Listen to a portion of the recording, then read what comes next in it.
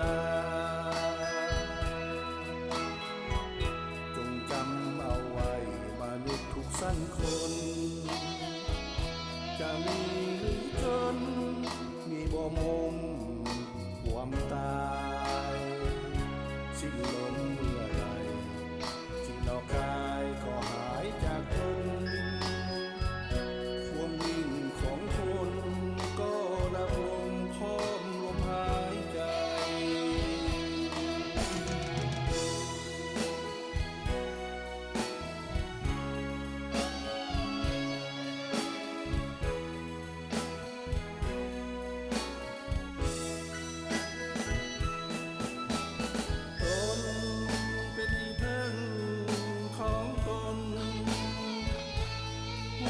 สู่สนสร้างตนให้สมศักดิ์ศรีทอดบารมีของพ่อแม่ลุงตาโอ้คงสอนเฮามาให้รู้ค่าของความเป็นคน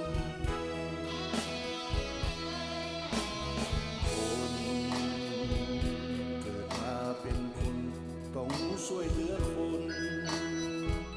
ยามยากยามจนวางตนส่วนสู้ทุกสู่บางคนเสน่ห์บอกทุกบอกคุณค่าคนหลงวางตนเหนือคนธรรมดา